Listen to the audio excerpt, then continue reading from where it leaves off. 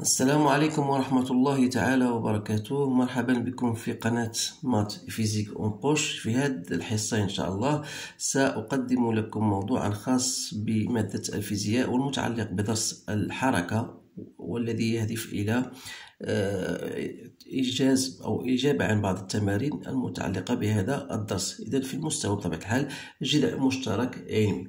إذا الموضوع هو الآن أمامكم، يمكنكم قراءته بتأني ثم الإجابة عن الأسئلة الملقاة. إذا فوالا من خلال هذا الجرافيك أو اللي كاين أمامكم، أولا vous avez le mouvement d'un autoporteur sur une table horizontale est donné par l'enregistrement suivant. Donc, premièrement, quelle est la nature de la trajectoire du point M justifiée? Donc, dans un repère d'espace dont l'origine étant égale à M0, c'est l'origine M0. Donc, voilà, écrire les vecteurs position M0, M2 et M0, M5.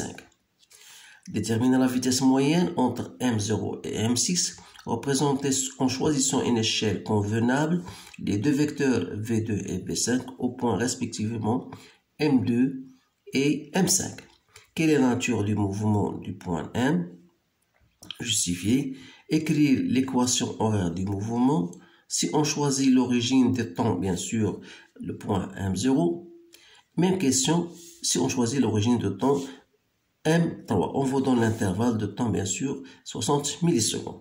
إذا فهذه النوعية ديال التمارين هذا هو الهيكلة بطبيعة الحال ديال مجموعة التمارين المتعلقة بهذا الدرس. إذا الطالب خاصو يكون أولا ملم بهذه الأمور هذه، لأنه إذا كان عارف بهذه الأمور هذه تنظر بأن الإنجاز التمارين سيكون بسيط جدا للغاية. إذا أولا فيما يتعلق بالسؤال الأول، إذا السؤال الأول كاين ناتيغ دو لا تراجيكتوار، يعني أشنا هي طبيعة المسار. إذا من خلال هاد لا فيغور تلاحظوا بأن لا دغوات il y a une droite qui joint les différentes positions de M, du mobile M. Ça, c'est d'une part. Et d'autre part, vous pouvez même voir ceci dans l'énoncé, donc le mouvement d'un autoporteur sur une table horizontale. Qui dit une table horizontale, ça veut dire que la trajectoire est bien rectiligne. Donc, ce qu'on va écrire, donc la trajectoire du point M est rectiligne. Bien sûr, on vous dit de justifier, car le mouvement, j'écris en abrégé, le mouvement d'autoporteur, si vous voulez, se fait sur une table horizontale. Voilà. Donc, deuxième question. Donné dans un repère, donc on va chercher, écrire les vecteurs position. Donc, les vecteurs position M0, M2. Donc, c'est un vecteur. Donc, il suffit de mesurer en règle, par votre règle, bien sûr, la distance M0, M2. Donc, si je prends ça, c'est 1 cm, 2 cm, 3 cm, 4 cm. Donc, c'est 4 cm. Donc, je peux même écrire en mètres et je fais un puisqu'il s'agit d'un vecteur, donc selon la position OX. De la même manière, M0, M5, donc voilà, vous avez 1, 2, 3, 4, 5, c'est 10 cm. Donc je le convertis bien sûr, voilà, 10, 10, moins 2, toujours selon I, le vecteur, selon I, le vecteur unitaire. Donc voilà, troisième question. On vous dit, voilà, déterminer la vitesse moyenne entre les deux points M0 et M6. Donc, entre M0 et M6, voilà, il suffit d'écrire M0 et M6 sur le temps delta T. Alors, c'est toujours M0 et M6. Combien y a-t-il de temps? Voilà, la première, ouais, 1, 2, 3, 4, 5, et voilà, 6. Donc, voilà, je répète, 1 taux, 2, 3, 4, 5. Donc, il y a 6 taux. Donc voilà, 6 taux. Donc il suffit de mesurer entre M0 et M6, c'est bien 12 cm. N'oubliez pas de la convertir, bien sûr, en mètres, que je divise par 6 fois taux. Taux, on vous la donne, c'est 60 millisecondes. Donc, il faut la convertir en secondes. Donc, vous allez trouver, bien sûr, si je prends un chiffre après la virgule, donc 0,3 mètres par seconde. Donc, voilà la vitesse moyenne. Donc, quatrième question. Quatrième question, on va nous représenter en choisissant une échelle convenable. Donc, je vais choisir, bien sûr, comme échelle 0,3 mètres par seconde, je lui donne 1 centimètre.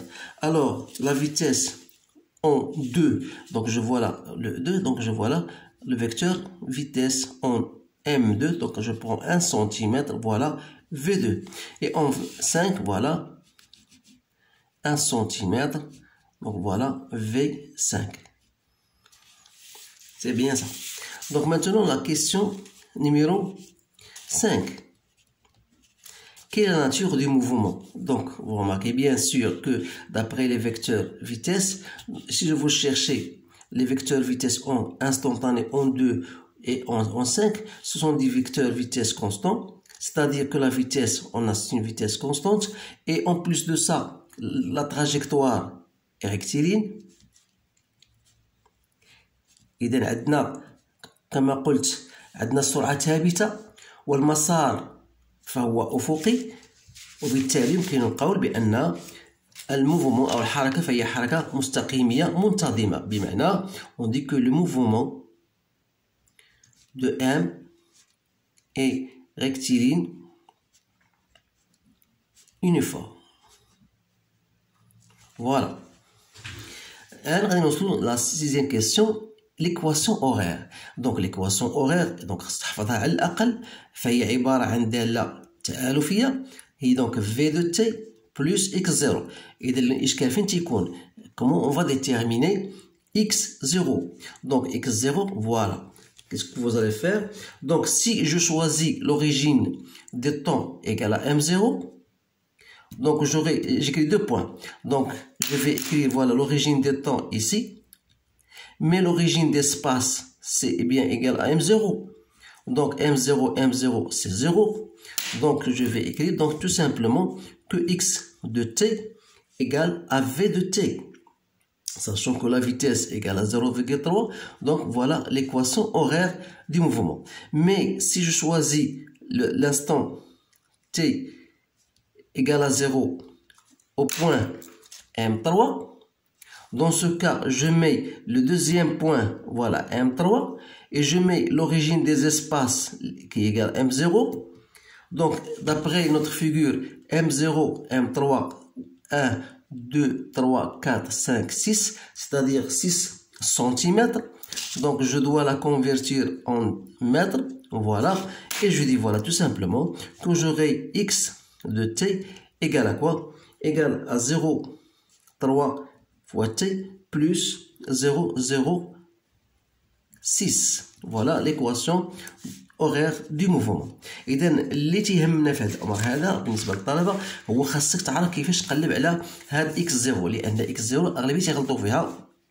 إذا دائما بصفة عامة أنت خاصك باش ما تبقاش تلف غتاخد دائما النقطة الأولى هي لوريجين دي زيسباس، والنقطة الثانية هي لوريجين دي طون. بهذه الحالة ما تكونش خطوة. وما تنساش بأن كذلك المنحنى أو الحركة فين كاين الحركة ديال الموبيل، إذا كانت الحركة فيها اتجاه يعني في الاتجاه ديال هاد المتجهة بطبيعة الحال غادي يكون موجب، كان في الاتجاه المعاكس غادي يكون بطبيعة الحال سالب. هذا هو الشيء المهم في هذه التمارين.